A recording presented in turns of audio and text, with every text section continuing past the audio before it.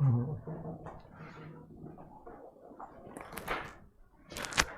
afternoon to all of you and welcome back in thermodynamics classes।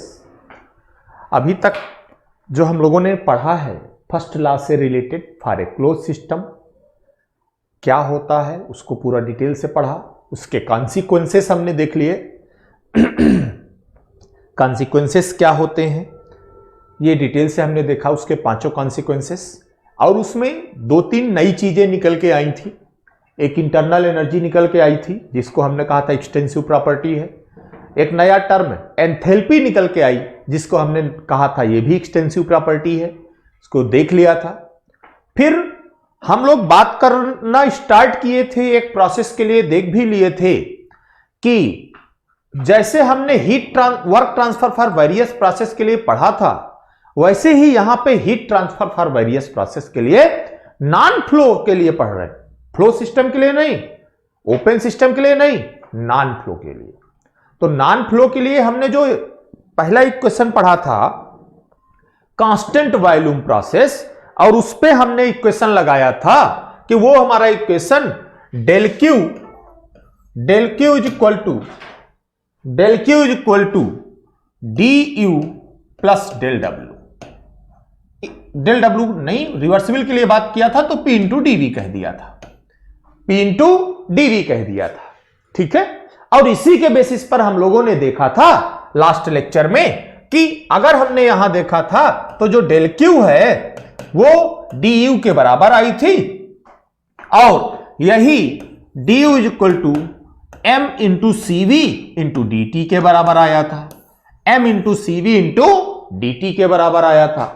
और मैंने कहा था कि ये जो इक्वेशन है डी यू वाला ये वैलिड है एनी प्रोसेस के लिए, किसी भी प्रोसेस के लिए वैलिड होगा। ये क्यों वैलिड होगा? क्योंकि इंटरनल एनर्जी क्या है? प्रॉपर्टी है। इंटरनल एनर्जी क्या है? प्रॉपर्टी है। अगर ये प्रॉपर्टी है तो this equation is valid for any process because internal energy is a property, it not depends on the path, it not depend on the path, it depends on the points, so it is a property, it is a point function। तो किसी भी process के लिए, किसी भी path के लिए ये इक्वेशन वैलिड हो सकता है। ये हमने डिटेल से पढ़ा था और मैंने कहा था कि ये इंपॉर्टेंट है, इसको ध्यान रखिएगा। नेक्स्ट की अगर बात करें सेकेंड प्रोसेस, कांस्टेंट वॉल्यूम पढ़ लिया, सेकेंड है constant pressure process. Heat transfer in various non flow process में सेकेंड है कांस्टेंट प्रेशर प्रोसेस। इसी को आइसोबेरिक प्रोसेस कहा जाता है, इसी को आइसोपेस्टिक प्रोसेस भी कहा जाता है। आइसोबेरिक प्रोसेस, आइसोपेस्टिक प्रोसेस दोनों कहा जाता है, इसी को कांस्टेंट प्रेशर प्रोसेस कहा जाता है। कांस्टेंट प्रेशर प्रोसेस का मतलब है कि P is equal to constant. Constant pressure process का मतलब है कि P is equal to constant, यही तो है ना। And according to first law of thermodynamics, according to first law of thermodynamics, according to first law of thermodynamics क्या कहता है first law? For a process, हम प्रोसेस की बात कर रहे हैं तो फर्स्ट लॉ ऑफ थर्मोडायनेमिक्स क्या कहता है? Del Q is equal to d you plus p into dv, p into dv, p into dv. यही तो कहता है first law of thermodynamics for a process, first law of thermodynamics for a process del Q is equal to p into dv. Reversible process मान के चलते हैं इसलिए हम पी इंटू डीवी रख रहे हैं। अब बताइए भाई इस प्रोसेस के हिसाब से P कांस्टेंट है, अगर ये P कांस्टेंट है तो del Q is equal to d you plus P को मैं अंदर ले जा सकता हूं, एक साथ ऐसे लिख सकता हूं D और ब्रैकेट में P। भाई कांस्टेंट है अंदर लेके चला गया, कांस्टेंट है अंदर लेके चला गया। अब देखिए यहां भी डी है, यहां भी डी है, तो मैं इसको ऐसे भी लिख सकता हूं डी यू प्लस पीवी, क्या फर्क पड़ता है, डी यू प्लस पीवी लिख सकता हूं ना। और जब मैंने लिखा डी यू प्लस पीवी, तो अब मुझे बताओ कि ये यू प्लस पीवी क्या है। अभी just fifth consequence first law of thermodynamics, you plus PV क्या है, इसी को हमने कहा था कि यही एंथैल्पी है। इस टर्म को एक नाम दिया मोलियर साहब ने, जिसको एंथैल्पी कहा गया और एच से डिनोट किया गया। इसका मतलब इसकी जगह मैं एच लिख सकता हूं, तो del Q is equal to क्या हो गया, डी एच हो गया। Del Q is equal to क्या हो गया, डी एच हो गया। इसका मतलब क्या हुआ कि अगर मैं कांस्टेंट प्रेशर प्रोसेस की बात करता हूं, अगर मैं कांस्टेंट प्रेशर प्रोसेस की बात करता हूं, तो इन कांस्टेंट प्रेशर प्रोसेस क्या होगा, इन कांस्टेंट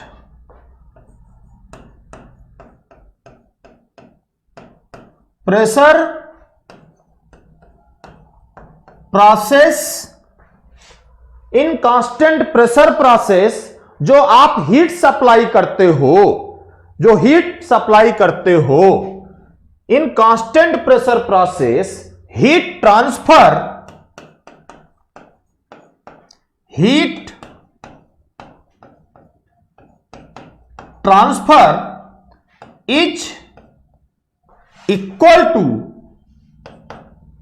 इज इक्वल टू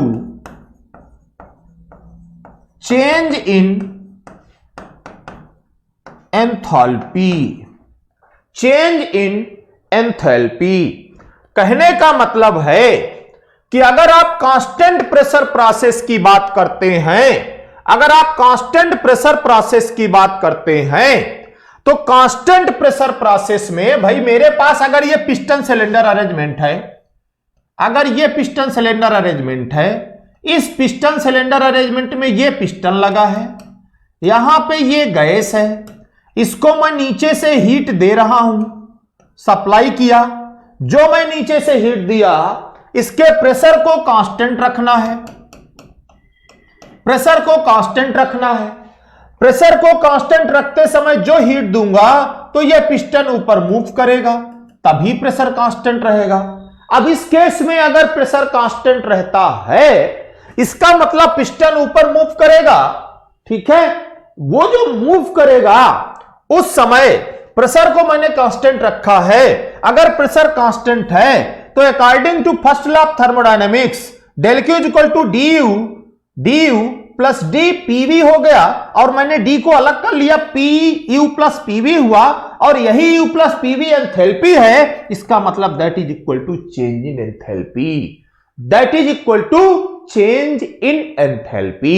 इसका मतलब कि अगर मैं कांस्टेंट प्रेशर प्रोसेस की बात करता हूं, तो in constant pressure process the heat transfer is equal to change in enthalpy for a closed system, reversible process. वो क्लोज सिस्टम है। अब देखिए, अभी यहां पे मैंने लिया, लेकिन अब ये क्लोज ओपन बात की बात है, ठीक है। किसी भी प्रोसेस के लिए हम लोग आगे यूज करेंगे, देखेंगे। इसका मतलब हुआ कि अगर हम कांस्टेंट प्रेशर प्रोसेस की बात करते हैं, तो इन कांस्टेंट प्रेशर प्रोसेस जो हीट ट्रांसफर है वो चेंज इन एंथैल्पी के इक्वल होगा। देखिए दोनों में सिमिलरिटी देखिए। जो कांस्टेंट वॉल्यूम प्रोसेस पढ़ा था उसमें जो हीट ट्रांसफर था वो किसके इक्वल था, चेंज इन इंटरनल एनर्जी के था, चेंज इन इंटरनल एनर्जी के था।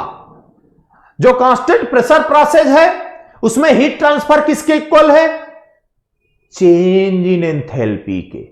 तो कांस्टेंट वॉल्यूम प्रोसेस में heat transfer equal to change in internal energy, constant pressure process में heat transfer is equal to change in enthalpy, heat transfer is equal to change in enthalpy. तो तो याद रखिएगा कि अगर वो कांस्टेंट प्रेशर प्रोसेस है तो heat transfer is equal to change in enthalpy के होगा। अब आप जरा बताइए मुझे for constant pressure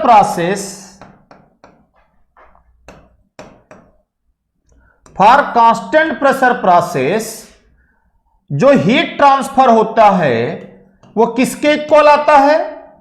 m into cp into dt के, यही होता है ना।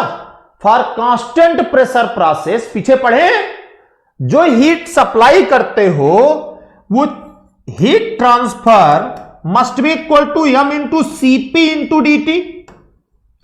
Heat transfer must be equal to del q equal to m into cp into dt, यही होता है। पीछे पढ़ा है ना दो चीजें गैस के लिए, एक कांस्टेंट प्रेशर, दूसरा कांस्टेंट वॉल्यूम। जब कांस्टेंट वॉल्यूम पढ़ा था तो del q is equal to m into cv into dt पढ़ा था। जब कांस्टेंट प्रेशर पढ़ा तो del q is equal to m into cp into dt पढ़ा। तो for constant pressure del q is equal to m into cp into dt। और for constant pressure हम ये भी देखे, फॉर कांस्टेंट प्रेशर हम यहां से ये भी देखे कि for p is equal to constant के लिए हमें ये भी मिला है। इसका मतलब ये दोनों सेम है, तो इसका मतलब यहां और यहां से देखें तो इसको हम लिख सकते हैं कि dH is equal to m into cp into dt। dH is equal to m into cp into dt। अब सोचिए जरा, जब पीछे वाले में पढ़े थे तो हमने पढ़ा था कि du is equal to m into cp into dt, cv into dt constant volume के लिए। हमने कहा था u is the internal energy, so it is a property, so this equation is valid for any process. Similarly जब हमने यहां से इसको निकाला तो यहां भी हमने देखा कि this equation for constant pressure के लिए है। भाई del q की वैल्यू dH के बराबर है तो हमने इसकी जगह पे ये रख दिया। अब यहां पे देखिए, ये तो del q पाथ फंक्शन था, ये सिर्फ कांस्टेंट प्रेशर के लिए होगा। लेकिन जब dH पे आए कांस्टेंट एंथैल्पी पे आए तो dH पे आए चेंज इन एंथैल्पी, क्योंकि कांस्टेंट प्रेशर पर del q की वैल्यू dH के बराबर है, इसलिए हमने यहां पे ये रख दिया। इसका मतलब this enthalpy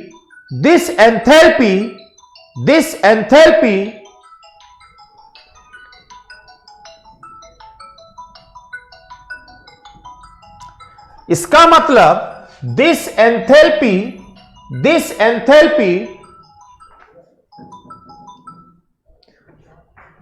enthalpy must be a property. आप पीछे पढ़ चुके हो, यह एंथैल्पी क्या है? प्रॉपर्टी है। अब बताओ, अगर ये enthalpy H is a property, अगर H एक प्रॉपर्टी है तो ये पॉइंट फंक्शन है, और ये पॉइंट फंक्शन होगा तो आप कहीं से भी चलो, क्या फर्क पड़ता है? यहां से जाओ, यहां से जाओ, यहां से जाओ, पाथ से इंडिपेंडेंट हो गया। इसका मतलब H is a property, so this equation is valid for any process.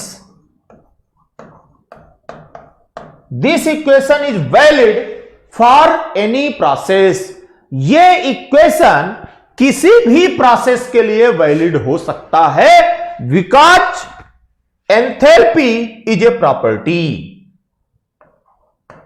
Because enthalpy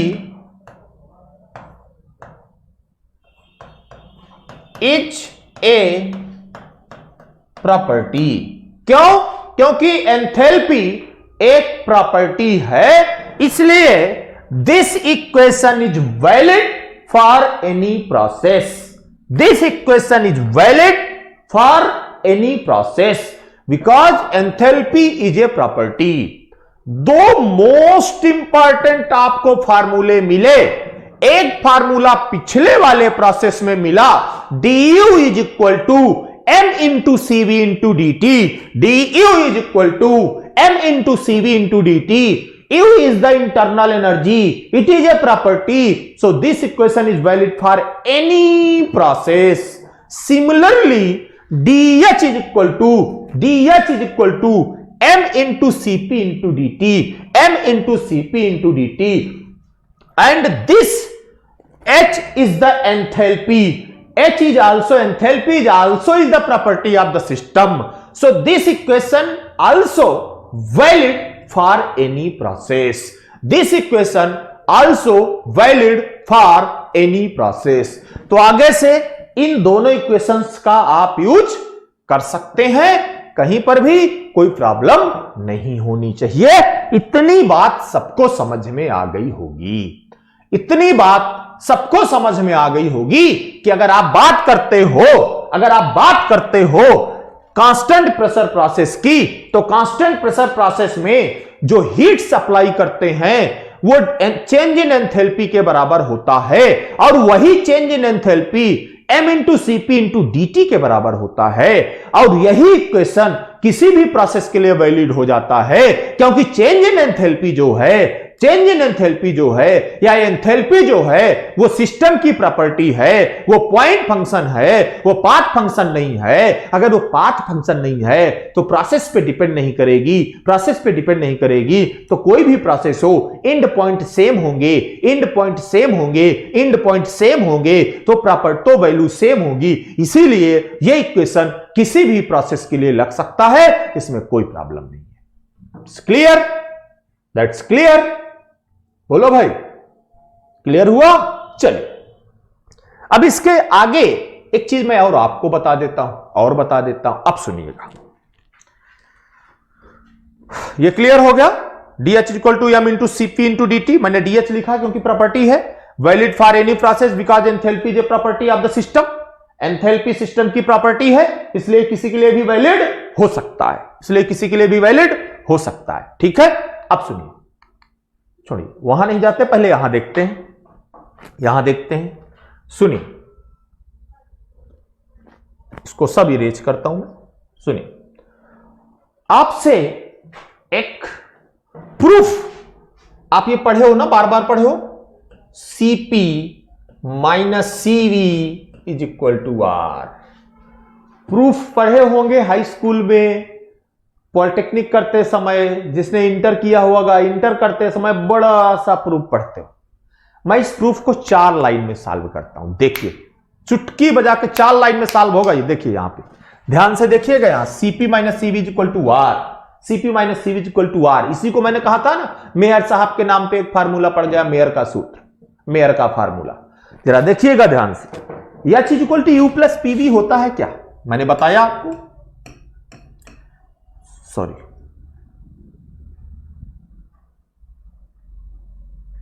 ये प्रूफ करना है आपको, क्लियर है? ये निकालना है, और ये निकालने के लिए हमारे पास एक चीज है जिसे कहते हैं H is equal to U plus PV, H is equal to U plus PV, ठीक है? U plus PV। अगर इसी को मैं डिफरेंशियल फॉर्म में लिख दूं, तो DH is equal to DU plus DPV लिख सकता हूं ना? और बताओ, आइडियल गैस के लिए PV की वैल्यू MRT के इक्वल होती है, PV की वैल्यू MRT के इक्वल होती है ना? PV is equal to MRT। अब सुनिए, DH की वैल्यू अभी आप निकाल चुके हो, DH की वैल्यू आपको पता है क्या? M into CP into DT। m into cp into D t, d u की वैल्यू भी आप निकाल चुके हो, m into CV into D t, m into CV into D t, और किसकी वैल्यू निकाल चुके हो, प्लस डी पीवी की value m r t, m r t निकाल चुके हैं। मैंने वैल्यू केवल पुट किया, डीएच की वैल्यू कांस्टेंट प्रेशर वाले से मिली, डीयू की वैल्यू कांस्टेंट वॉल्यूम वाले से मिली, एंड पीवी की value mrt for an ideal gas, pv is equal to mrt, m constant होगा, आर कांस्टेंट होगा, कांस्टेंट को डी से बाहर निकाल सकता हूं, इसका मतलब m into cp into D t is equal to m into CV into D t, plus mr को बाहर निकाल लो dt, mr को बाहर निकाल लो dt, हो गया, हो गया। अब सुनिए भाई, m कॉमन है हटा दो, dt कॉमन है हटा दो, यहां क्या बचा, cp बचा, यहां क्या बचा, cv बचा, यहां क्या बचा, r बचा, इनको एक तरफ ले आओ तो कह सकता हूं cp minus cv is equal to r, prove that, cp minus cv is equal to r, prove हो गया। देखिए मेयर साहब को 4 लाइन में हमने, भाई देख लो 1 2 3 4 लाइन में यह फार्मूला प्रूफ हो गया। बस आपको ये दोनों पता होने चाहिए, आपको ये पता हो cp minus cv is equal to r, crystal clear proof होता है, कुछ है ही नहीं इसमें, cp minus cv is equal to r crystal clear proof होता है, कोई प्रॉब्लम नहीं है उसमें। हो गया, हो गया। अब एक रिलेशन और सुन लीजिए, थोड़े से 2 फार्मूले cp और cv के आपने पढ़ा है। एक तो फार्मूला है cp minus cv is equal to r, दूसरा है आपने पढ़ा है कि cp by cv is equal to gamma, दूसरा है cp by cv is equal to gamma. जब cp by cv is equal to gamma तो cp is equal to gamma into cv, cp is equal to gamma into cv, put this value in equation number 1, इस value को equation number 1 में उठा के put कर दो, जो मैंने यहां 1 लिखा है, ठीक है। अगर इसको 1 में पुट करोगे तो क्या होगा, cp की जगह gamma into cv minus cv is equal to r, cv को कॉमन ले ले, गामा माइनस 1 बचेगा, cv को हमने कॉमन ले लिया, गामा माइनस 1 बचा इज इक्वल टू r। अगर ऐसा है तो cv is equal to r upon gamma minus 1, this is another formula. मैंने एक जगह और कहा था कि यह फार्मूला मैं आपको बताऊंगा। तो cv की value r upon gamma minus 1 भी होती है, cv की वैल्यू आगे से याद रखिएगा r अपान गामा माइनस 1 होती है, ठीक है। अब इस जब cv की वैल्यू पता चल गई, cv is equal to r upon gamma minus 1, ये आप देख चुके हो। cp इज इक्वल टू आपके पास है गामा इंटू cv, ये है ना, cp is equal to gamma into cv, cv की वैल्यू यहां पुट कर दो तो cp is equal to gamma into r upon gamma minus 1, gamma into r upon gamma minus 1। मतलब जो cv का फार्मूला निकल के आया, जो cv का फार्मूला निकल के आया,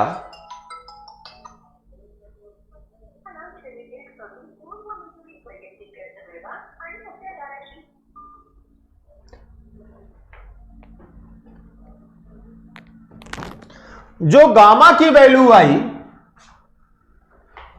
जो cv की वैल्यू आई, तो वो आई r upon gamma minus 1, r upon gamma minus 1। जो Cp की वैल्यू आई वो आई gamma are upon gamma minus one, gamma are upon gamma minus one. आपको पता है Cp की वैल्यू गामा टाइम्स होती है Cv के, भाई Cp की वैल्यू ज्यादा होती है ना, तो ये दोनों फार्मूले आपको याद होने चाहिए। आपको मैंने एक और बताई नई चीज कि Cv is equal to r upon gamma minus one और Cp is equal to gamma are upon gamma minus one, gamma are upon gamma minus one. ठीक है, अब जनरली जो डेटा होता है फॉर एयर, एयर के लिए Cp की वैल्यू 1.005 किलो जूल पर केजी केल्विन, 1.005 किलो जूल पर केजी केल्विन। जो Cv की वैल्यू होती है 0.718 किलो जूल पर केजी केल्विन, किलो जूल पर KG kelvin, that is the value of Cv, that is the value of Cv। And gamma की value 1.4 होती है, 1.41 कहीं कहीं लिखा होता है, और R की वैल्यू एयर के लिए 0.287 होती है। R की वैल्यू 0.287 किलो जूल पर केजी केल्विन, किलो जूल पर केजी केल्विन। तो ये है स्टैंडर्ड वैल्यू, ये आपको याद होनी चाहिए, आप इसको याद रखिएगा, भूलिएगा नहीं। ठीक है, यानी अगर आपसे कुछ इंपॉर्टेंट फार्मूले की बात करें तो याद रखिएगा इनका यूज करेंगे वैल्यू निकालने में। हम इनका जो क्वेश्चन मैंने पीछे छोड़े थे कुछ एक दो, इन फार्मूलों से लगा सकते हो आप, इन फार्मूलों से लगा सकते हो आप। एक ये formula Cv is equal to r upon gamma minus one, दूसरा ये formula Cp is equal to gamma are upon gamma minus one, और एयर के लिए ये स्टैंडर्ड वैल्यू है, एयर के लिए ये स्टैंडर्ड वैल्यू है, ये आपको याद होना चाहिए। ठीक है, and Cp minus Cv is equal to r तो आप जानते ही हैं, Cp minus Cv is equal to r आप जानते ही हैं, Cp by Cv is equal to gamma भी आप जानते हैं। तो ये 4-5 फार्मूले हैं जो मैंने आपको यहां पे रिलेट करके बता दिया, जो मैंने आपको यहां पे रिलेट करके बता दिया। क्लिस्टर क्लियर हुआ? क्लिस्टर क्लियर हुआ? का मतलब कि हमने जो प्रोसेसेस अभी पढ़े, हमने जो प्रोसेसेस अभी पढ़े उनमें से ये दो प्रोसेस कांस्टेंट वॉल्यूम और कांस्टेंट प्रेशर पर जो हीट ट्रांसफर हमने पढ़ा, उनमें से कुछ इंपॉर्टेंट फार्मूले du और dh के निकले, फिर वहीं से Cp माइनस Cv R की वैल्यू प्रूफ किया, फिर वहीं पे Cv की value R upon gamma minus one निकाले, फिर वहीं से Cp की value gamma R upon gamma minus one निकाला, फिर हमने स्टैंडर्ड वैल्यू रखा और इनको थोड़ा सा देख लिया कि कैसे वैल्यू करते हैं, कैसे वैल्यू आती है। ठीक है, इनमें से बहुत क्वेश्चन बनते हैं ऑब्जेक्टिव क्वेश्चन, तो आपको इतनी चीजें तो क्लियर हो गई होंगी, इतनी चीजें आपको पता होनी चाहिए। ठीक है, ये मैंने आपको बता दिया। अब सुनिए, अगर आप नेक्स्ट प्रोसेस की बात करते हैं, दो प्रोसेस हमने पढ़ लिया, एक कांस्टेंट वॉल्यूम पढ़ा, एक कांस्टेंट प्रेशर पढ़ा, डिटेल से पढ़ा, क्या होता है कैसे होता है सब देख लिया। ठीक है, नेक्स्ट प्रोसेस है आइसोथर्मल प्रोसेस और constant temperature process. Isothermal process और constant temperature process, isothermal process और constant temperature process, isothermal process और constant temperature process, third process. अब सुनिए, जब हम आइसोथर्मल की बात करते हैं, क्योंकि जूल साहब ने फर्स्ट लॉ ऑफ थर्मोडायनेमिक्स दिया था साइकिल के लिए, उन्होंने जब एक्सपेरिमेंट किया था तो एक्सपेरिमेंट करते समय उन्होंने यह भी पाया था कि अगर आप आइडियल गैस की बात करते हो, अगर आप आइडियल गैस की बात करते हो तो जो उसकी इंटरनल एनर्जी होती है वो सिर्फ टेंपरेचर का फंक्शन है, किसी और का फंक्शन नहीं है। सिर्फ टेंपरेचर का फंक्शन है, किसी और का फंक्शन नहीं है।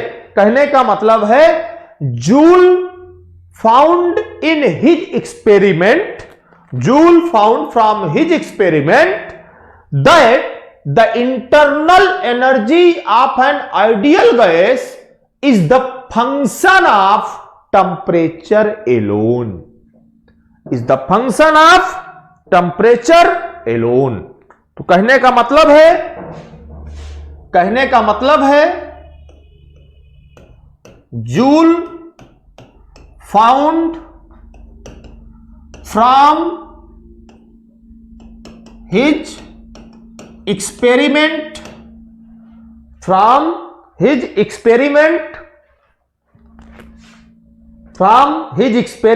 क्या पाया? Joule found from his experiment that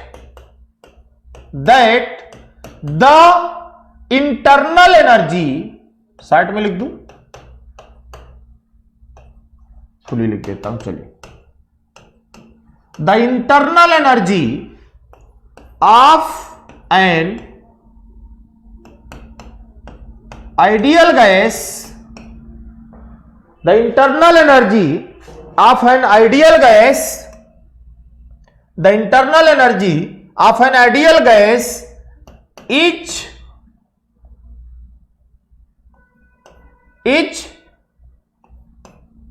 function of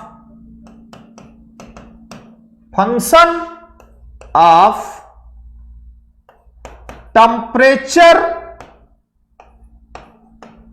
Elon, is function of temperature alone. कहने का मतलब है for an ideal gas,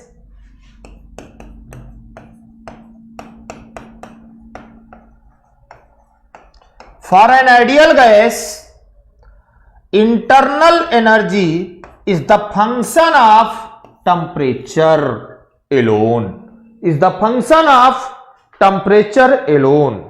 ideal gas के लिए, अगर वो आइडियल गैस है तो जो उसकी इंटरनल एनर्जी होगी, वो सिर्फ और सिर्फ टेंपरेचर का फंक्शन होगा, किसी और का फंक्शन नहीं हो सकती है। मतलब टेंपरेचर के बढ़ने और घटना यह बताएगा कि इसकी इंटरनल एनर्जी में क्या हो रहा है। अगर इंटरनल एनर्जी बढ़ी मतलब टेंपरेचर उसका बढ़ा। भाई internal energy associated with the molecules, जब आप हीट दोगे तो मॉलिक्यूल्स का मोशन बढ़ेगा, तो मतलब समझ लीजिए टेंपरेचर बढ़ रहा है, इसका मतलब आपने उसकी इंटरनल एनर्जी बढ़ा दी। तो जूल साहब ने अपने एक्सपेरिमेंट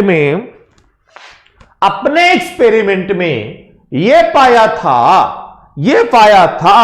कि अगर वर्किंग फ्लूइड आइडियल गैस है, अगर वर्किंग फ्लूइड आइडियल गैस है तो जो उसकी इंटरनल एनर्जी होगी, वो इंटरनल एनर्जी सिर्फ टेंपरेचर का फंक्शन होगा, वो किसी और पे डिपेंड नहीं करेगा, internal energy is the function of temperature alone for an ideal gas. ये उन्होंने अपने एक्सपेरिमेंट में पाया था। जब ये पाया इसका मतलब क्या हुआ? अब आइसोथर्मल में आ गए। भाई उन्होंने कहा मेरा एक्सपेरिमेंट ये कहता है कि internal energy of an ideal gas is the function of temperature alone. तो इसका मतलब हुआ कि अगर आइडियल गैस को आइसोथर्मल कंडीशन में ले जाएं तो चेंज इन इंटरनल एनर्जी 0 होगा, क्योंकि चेंज इन टेंपरेचर क्या हुआ? 0 हुआ। तो इसका मतलब for isothermal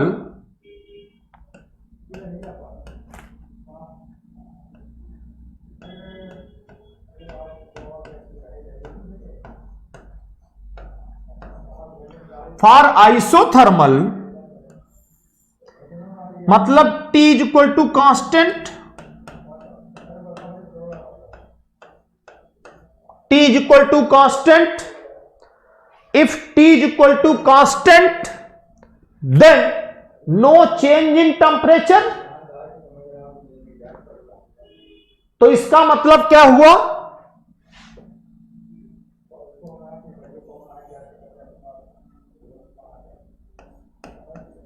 For an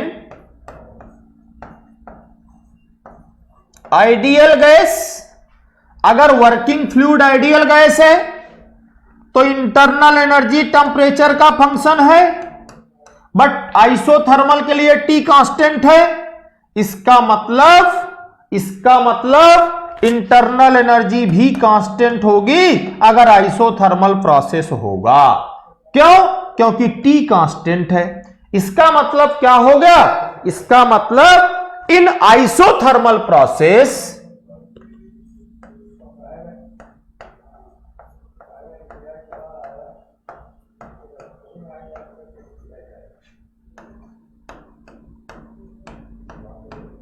in isothermal process du is equal to 0, change in internal energy is equal to 0, क्योंकि आइसोथर्मल में आइडियल गैस में इंटरनल एनर्जी टेम्परेचर का फंक्शन है।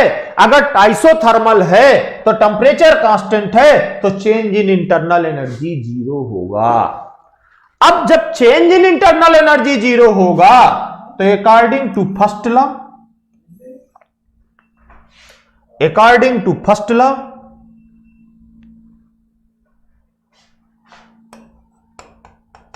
According to first law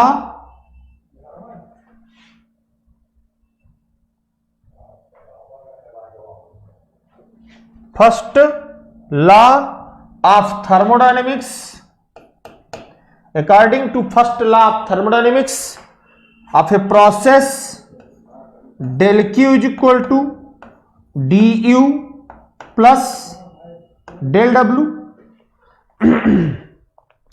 del Q is equal to du plus del W and change in internal energy 0 है। भाई ये तो हो गया 0, ये तो हो गया 0, क्योंकि आइसोथर्मल है तो 0 हुआ, और 0 हुआ तो del Q is equal to del W, del Q is equal to del W. मतलब समझते हैं, मतलब समझते हैं ये किसके लिए है?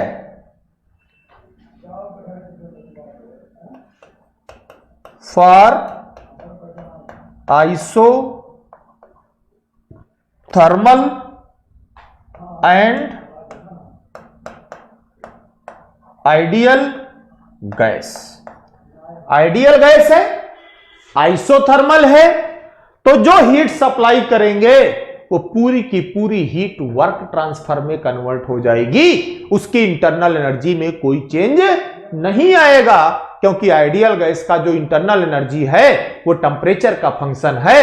अगर आप टेम्परेचर की बात करते हैं, टेम्परेचर कांस्टेंट रखते हैं तो इंटरनल एनर्जी में कोई चेंज नहीं होगा, तो जो हीट सप्लाई करेंगे वो पूरी की पूरी हीट वर्क ट्रांसफर में कन्वर्ट हो जाएगी। ठीक है, तो for an isothermal process and ideal gas heat transfer is equal to work transfer. यहां से स्टेटमेंट क्या बना? यहां से स्टेटमेंट क्या बना भैया? यहां से स्टेटमेंट क्या बना? यहां से बना for isothermal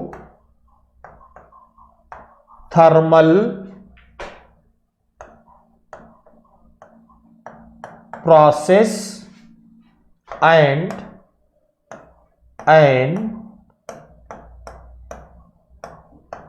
ideal gas, for isothermal process and ideal gas heat transfer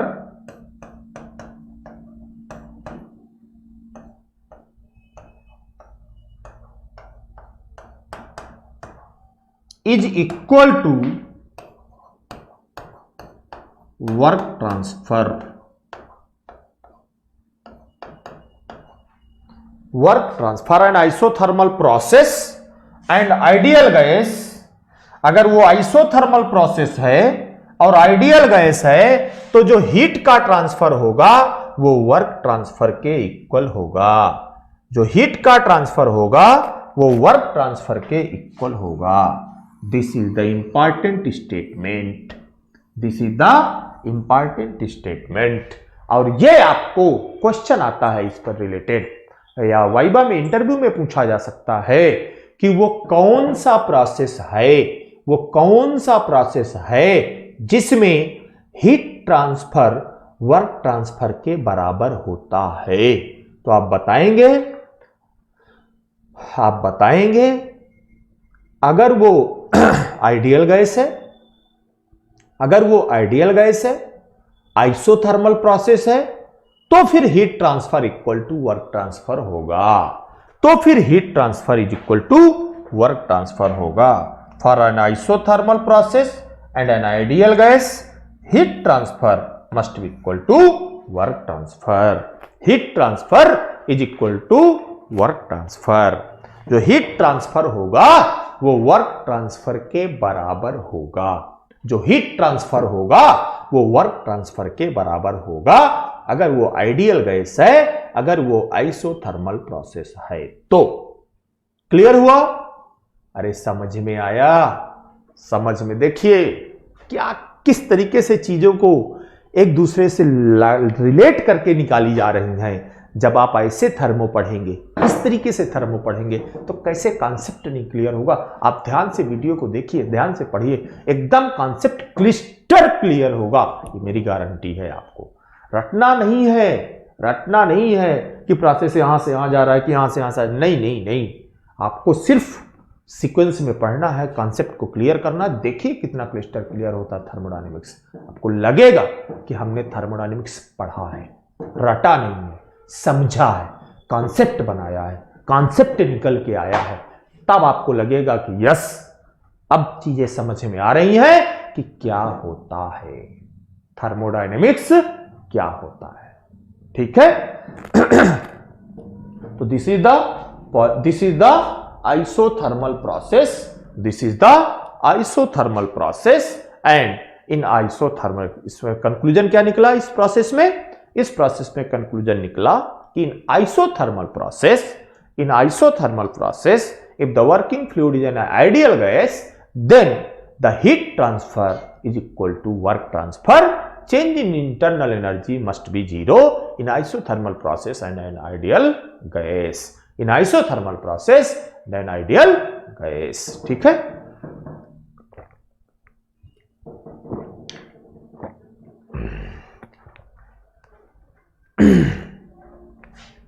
ठीक है, नेक्स्ट में चले, यहां तक समझ में बात आ गई, यहां तक समझ में बात आ गई। चल नेक्स्ट की बात करते हैं, जरा देखते हैं क्या कहता है। Adiabatic process. बताओ, आप बताओ, एडियाबैटिक का मतलब, एडियाबैटिक का मतलब हमें निकालना क्या है? हमें निकालना है heat transfer in various process, non flow process, in various non flow process. हम नॉन फ्लो की बात कर रहे हैं, हम फ्लो की बात कर ही नहीं रहे। Non flow, adiabatic, heat transfer. अब बताओ भाई, हमने हीट ट्रांसफर, हमने एडियाबैटिक का मतलब क्या है? एडियाबैटिक का मतलब ही है the heat transfer must be equal to zero. Heat transfer must be equal to zero. तो अगर एडियाबैटिक लिखा है, एडियाबैटिक लिखा है, इसका मतलब हीट ट्रांसफर ही नहीं होगा। तो हम निकाल क्या रहे हैं? हीट ट्रांसफर ही तो निकाल रहे हैं। तो जब एडियाबैटिक है तो हीट ट्रांसफर जीरो होगा। एडियाबैटिक है तो हीट ट्रांसफर जीरो होगा, कुछ सोचना ही नहीं है उसके बारे में। एडियाबैटिक है तो हीट ट्रांसफर जीरो होगा उसके बारे में हमें कुछ सोचना ही नहीं है कि क्या होगा कैसे, नहीं। हीट ट्रांसफर है, हीट ट्रांसफर निकालना है, एडियाबैटिक है, तो must be equal to zero, must be equal to zero. अब प्रोसेस समझ में आ गया, एडियाबैटिक है, जीरो है, इसमें कुछ है नहीं, बहुत आसानी से। भाई कहीं ना कहीं वर्क भी जीरो था एक प्रोसेस में, तो यहां पे इस प्रोसेस में हीट ट्रांसफर जीरो है, एक प्रोसेस में तो होगा ना, तो जीरो हो गया। नेक्स्ट, पॉलीट्रॉपिक प्रोसेस, खतरनाक खतरनाक। जरा देखिए पॉलीट्रॉपिक प्रोसेस, पूरा प्रूफ आपके मतलब का नहीं है, करूंगा नहीं, शुरुआत कर दूंगा, बता दूंगा कैसे होगा, चाहोगे तो कर लोगे, और फिर फार्मूला मैं आपको लिख दूंगा और याद करने का तरीका भी बता दूंगा, याद करने का तरीका भी आपको बता दूंगा। पॉलीट्रॉपिक प्रोसेस, पॉली का मतलब मैंने आपको बताया था, पॉली का मतलब मेनी, ट्रॉपिक का मतलब चेंजेज, चेंजेज जिसमें बहुत सारे चेंजेज हो वही पॉलीट्रॉपिक है। और पॉलीट्रॉपिक को हमने वर्क ट्रांसफर पढ़ा है, वर्क ट्रांसफर पढ़ा है पॉलीट्रॉपिक का, ठीक है। और किसी प्रोसेस के लिए फर्स्ट लॉ ऑफ थर्मोडायनेमिक्स क्या कहता है, फर्स्ट लॉ ऑफ थर्मोडायनेमिक्स क्या कहता है, first law thermodynamics for a process, according to first law of thermodynamics for a process,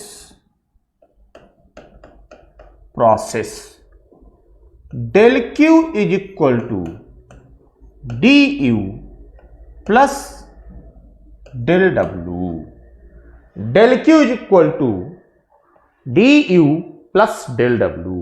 This is the polytropic, this is the first law of thermodynamics, this is the first law of thermodynamics।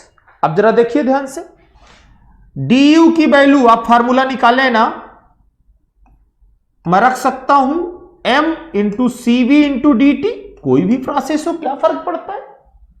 Del W work transfer for a polytropic non flow process, क्या होगा, क्या होगा, मैंने वो निकलवाया है, बताइए। P1 V1 minus P2 V2 divided by n minus 1, P1 V1 minus P2 V2 divided by n minus 1, होगा ना, यही तो होगा, कुछ और होगा, आपको याद होना होगा, टेबल बनाए होंगे, टेबल के पास अपने घर में लगा लिए होंगे, साथ साथ आपने कॉपी पे भी बनाया होगा, शार्ट नोट्स पे भी बनाया होगा, लिखा होगा, आपके टिप पे होगा, याद होगा, ठीक है। ना याद हो तो याद कर लेना बेटा, ठीक है। अब सुनिए, del Q is equal to CV की वैल्यू पुट कर दूं मैं, और जब यहां पे मैं P1 P1 P1 V1 P2 V2 रख सकता हूं, तो M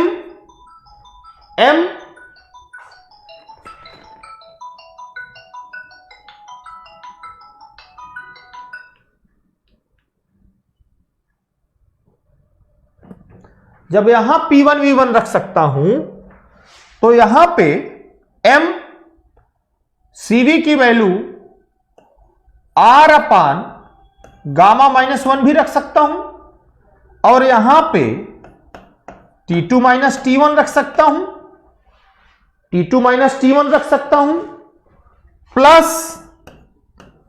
P1 V1 minus P2 V2 divided by n minus 1 रख सकता हूं, डिवाइडेड बाई n माइनस 1 रख सकता हूं।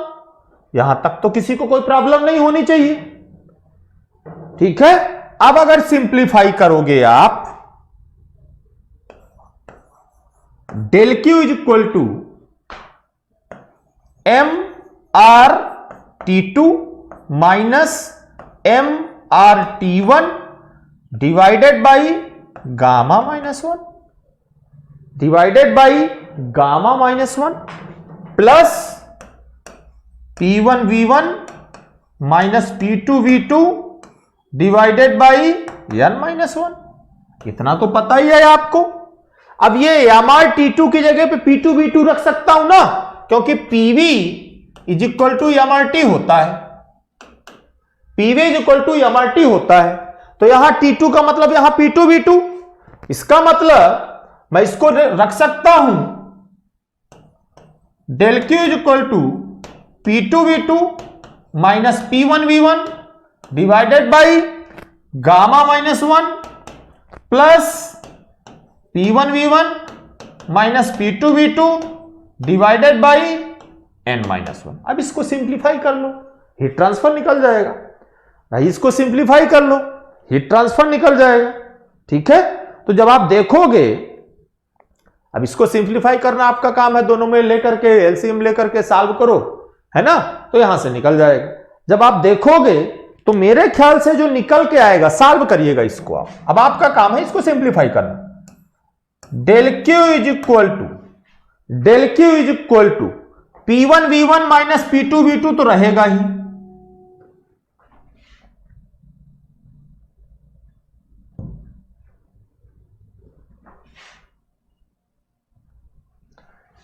P1V1 माइनस P2V2 तो रहेगा ही। ये कहां पहुंच गए?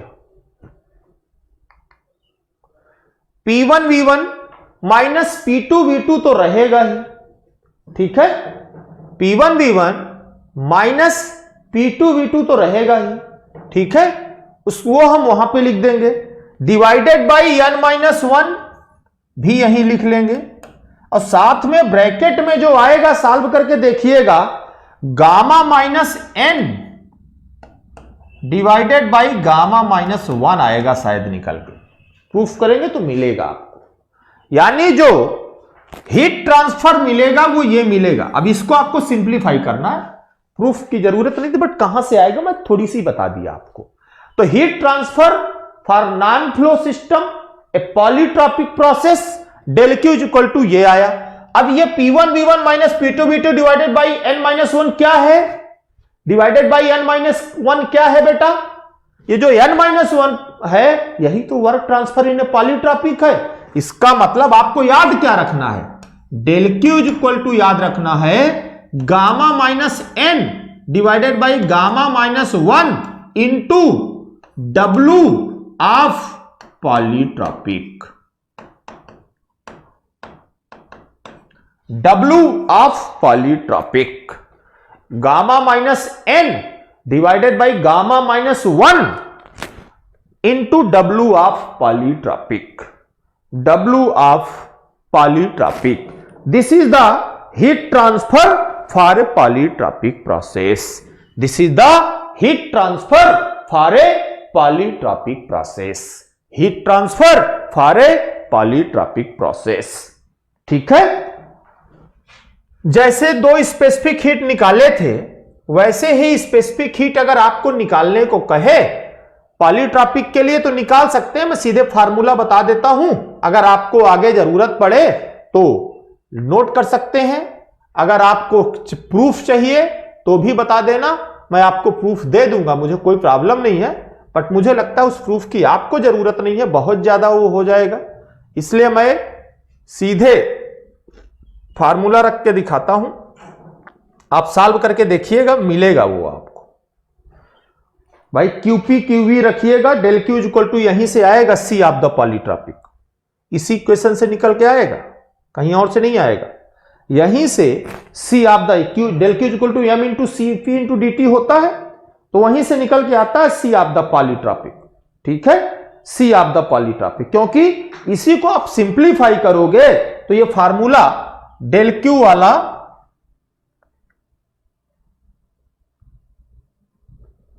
जो डेल क्यू वाला फार्मूला है, वो डेल क्यू वाला फार्मूला मैं आपको यहां बता देता हूं, M gamma N minus gamma divided by gamma N minus 1, ठीक है, into CV into D T. इसको जब सिंप्लीफाई करोगे यानी क्यूपी क्यूवी रखोगे, पुट करोगे तो देखोगे तो ये निकल के आएगा, और यहां से देखोगे तो टोटल जो सी की जगह पे है वो ये वैल्यू है। इसीलिए कहा जाता है C of the polytropic, C of the polytropic is equal to n minus gamma divided by n minus 1 into CV। n minus gamma divided by n minus 1 into CV। तो ये फार्मूला बस याद कर लेना आप, कहीं अगर ऑब्जेक्टिव में पूछ ले तो ये फार्मूला देख लीजिएगा, n minus gamma divided by n minus 1 into CV। और हीट ट्रांसफर मैंने आपको यहां बता दिया है, हीट ट्रांसफर मैंने आपको यहां पे बता दिया है। ठीक है, ठीक है। तो इसलिए this is the polytropic process, this is the polytropic process, and in this polytropic process, in this polytropic process, okay, in this polytropic process the heat transfer del Q is equal to P1 V1 minus P2 V2 divided by n minus 1 gamma minus n upon gamma minus 1।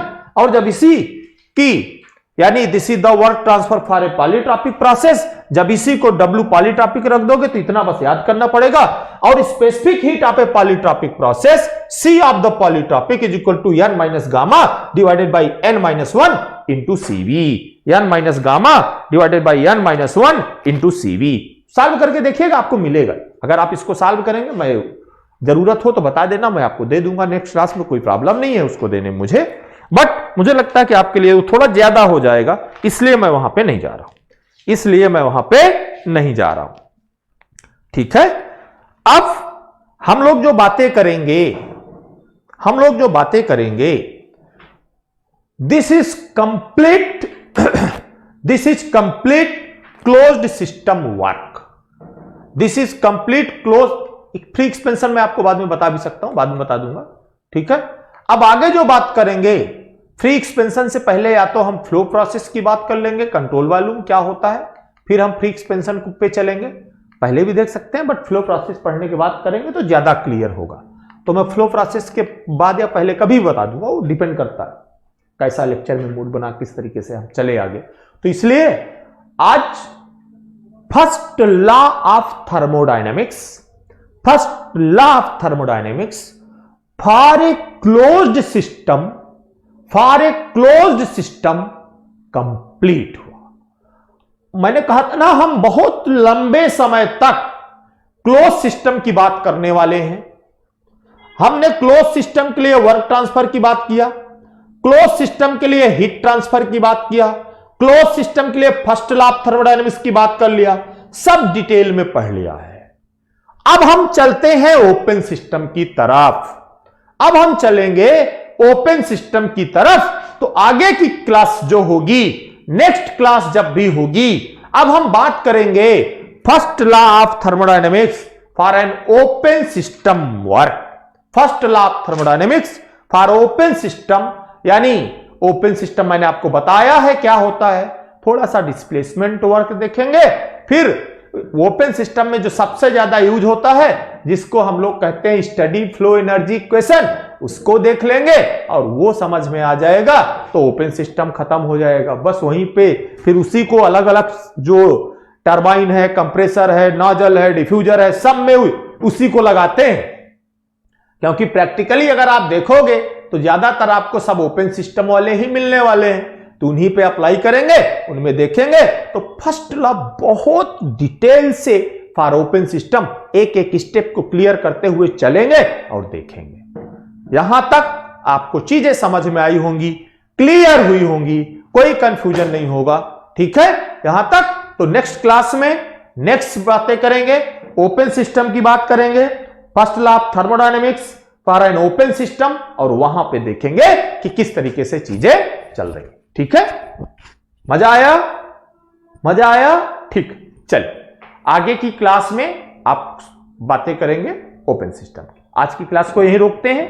ठीक है, आज की class को यहीं रोकते हैं, फिर देखेंगे नेक्स्ट क्लास। ठीक है।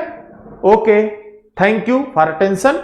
ठीक है, उम्मीद करता हूं ध्यान से पढ़ रहे होंगे, समझ रहे होंगे, क्लियर हो रही होंगी चीजें। ठीक है, ओके, थैंक यू।